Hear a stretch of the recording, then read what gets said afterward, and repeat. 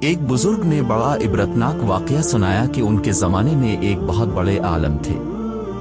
جب ان کا انتقال ہو گیا تو اس عالم کے انتقال کے بعد ان کے کسی شاگرد نے ان کو خواب میں دیکھا کہ برہنہ جسم کے ساتھ ایک چٹیل میدان میں دوپہر کی سخت گرمی سے بے چین اور پریشان ہو کر ادھر ادھر دوڑ رہے ہیں، بے قرار اور بے چین ہے۔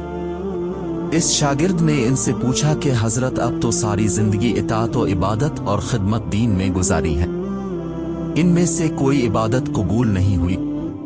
انہوں نے جواب میں ارشاد فرمایا ایسا نہیں ہے، بلکہ اللہ تعالیٰ نے جن اعمال صالح کی توفیق دی تھی وہ سب قبول ہو گئے، لیکن جس عذاب میں مبتلا ہوں وہ ایک سوئی کی وجہ سے ہو رہا ہے۔ شاگرد نے پوچھا وہ کیسے؟ انہوں نے جواب دیا کہ انتقال سے چند روز پہلے اپنا کپڑا سینے کے لیے اپنے ایک پڑوسی سے سوئی مانگ لایا تھا، اور پھر کپڑا سی کر سوئی الماری میں رکھ دی اور واپس کرنا یاد نہ رہا، اور اس کے بعد میرا انتقال ہو گیا۔ اب یہ عذاب جو تم میرے پر دیکھ رہے ہو اسی ایک سوئی کی وجہ سے ہو رہا ہے۔ تم صبح بیدار ہو کر میرے گھر جانا اور گھر والوں سے کہنا کہ الماری میں فلاں جگہ پر وہ سوئی رکھی ہوئی ہے، وہ تم لے کر میرے فلاں پڑوسی کو دے آنا تاکہ مجھ سے یہ عذاب دور ہو جائے۔ چنانچہ وہ شاگرد صبح اٹھ کر سیدھے استاد کے گھر پہنچے اور کہا فلاں الماری میں فلاں جگہ پر سوئی رکھی ہوئی ہے۔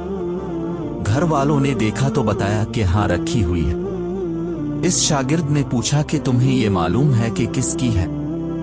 انہوں نے بتایا کہ ہاں مرحوم فلاں پڑوسی سے لائے تھے، اور ہم نے سوچا کہ ذرا آنے جانے والوں کا سلسلہ ختم ہو تو یہ سوئی ان کو واپس کر دیں گے۔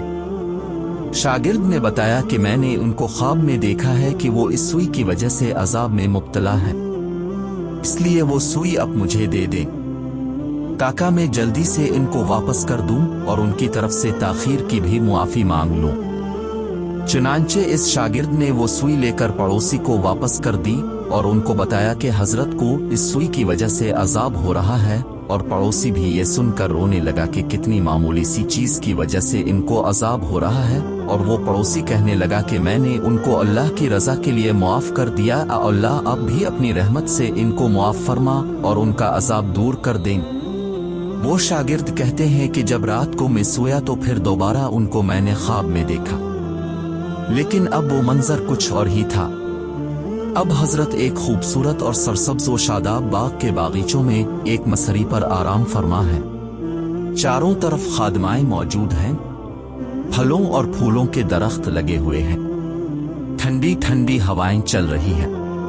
میں نے قریب جا کر ان کو سلام کیا اور پوچھا کہ اب کیا حال ہے؟